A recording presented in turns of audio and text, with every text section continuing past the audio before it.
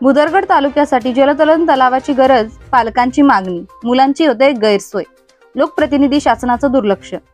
उन्हाळ्याच्या सुट्टीत लहानांसह मोठ्यांना पोहण्याचं तंत्रशुद्ध प्रशिक्षण देऊन दररोज सराव करता येईल असं एकही शासकीय किंवा खासगी जलतरण तलाव नाही।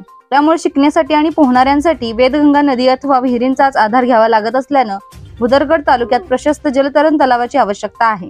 भुदरगड तालुक्यात साधारणपणे दिवाळी आणि उन्हाळ्याची सुट्टी पडली की मुलांना काहीतरी नवीन शिकण्याचं वेध लागतात। यासाठी पालकांची लगबग सुरू असते। लहानपणीच पोहायला शिकायची मुलांची तर शिकवायची पालकांची इच्छा असते। यामुळे मुलांना दररोज नदी विहिरीवर घेऊन जावं लागतं। सर्वाधिक मुलं पाणी पाहून घाबरतात। मुलांना नदी आणि विहिरीच्या पाण्याचा अंदाज येत नाही। यामुळे पालकांची कोंडी होते। धोका पत्करून अतिशय धाडसाने या प्रक्रियेला समोर जावं लागतं।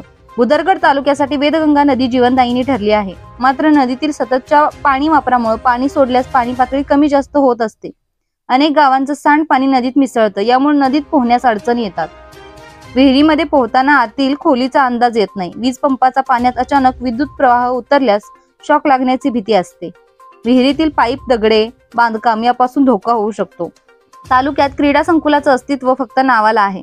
लोकप्रतिनिधी आणि शासकीय अधिकाऱ्यांच्या नाकर्तेपणामुळे कोणत्याही सेवा सुविधा येथे उपलब्ध नाही। तालुक्यात मुलांच्या प्रशिक्षणासाठी शासकीय जलतरण तलावाची नितांत गरज आहे।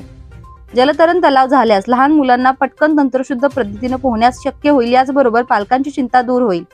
यासाठी जलतरण तलाव गरजेचा असून गारगोटी इथं शासकीय जलतरण तलाव मंजूर करून घ्यावा अशी मागणी पालकांच्यातून होतीये। लाईव्ह महाराष्ट्र 9 भुदरगड।